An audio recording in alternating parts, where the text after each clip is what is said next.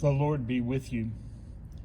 Serving God at a small church located in a farming community, the pastor of the church would call on every member of the congregation as part of the annual pledge campaign.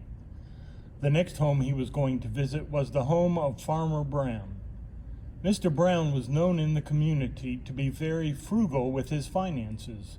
Read between the lines. You know what I'm saying, I'm sure.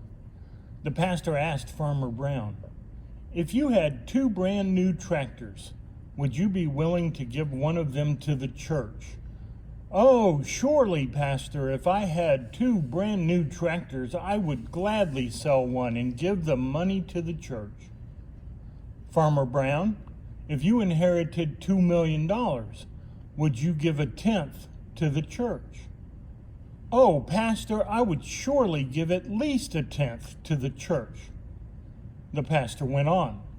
"Now, Farmer Brown, if you had 2 pigs," Farmer Brown interrupted him.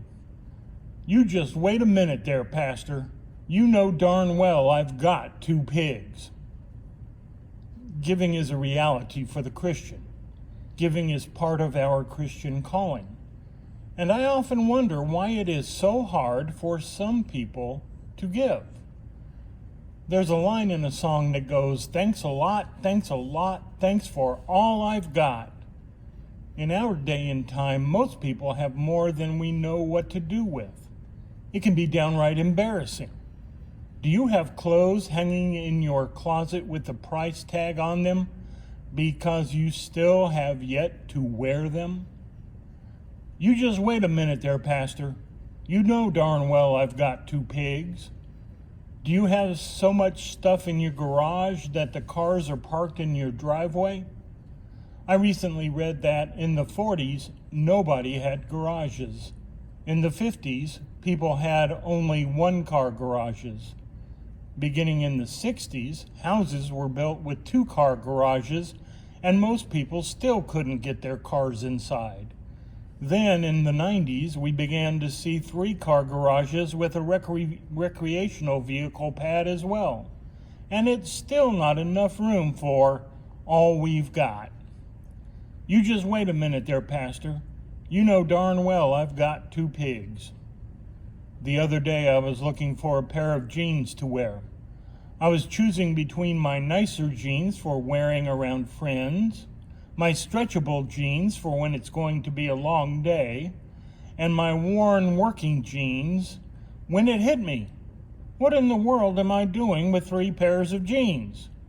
You just wait a minute there, Pastor. You know darn well I've got 2 pigs. Sissy has inherited 3 complete sets of china. We could decorate the table at a White House dinner party with all the china we have. We have tried to give it away. No one else has room for it. We are going to have to leave those china sets to people in our wills just to get rid of them. You just wait a minute there, Pastor. You know darn well I've got 2 pigs. It's been some time since I traveled with a baby.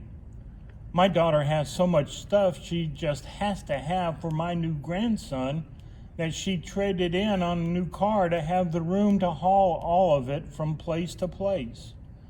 You just wait a minute there, Pastor Daddy. You know darn well I've got 2 pigs.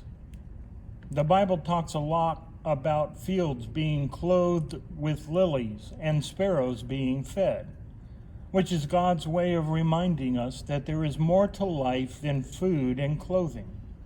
I have been in countries where people lived in homes no bigger than my garage, and all of a family's possessions wouldn't fill one of my closets.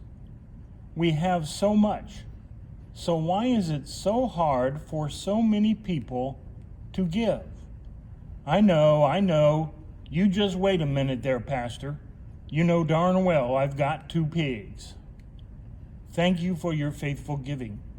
Thank you for your generosity. Thank you for your second-mile living, not because God needs our stuff, but because we need to give. Thanks a lot, thanks for all you've given. Those lyrics don't rhyme, but it's a much better song. Amen.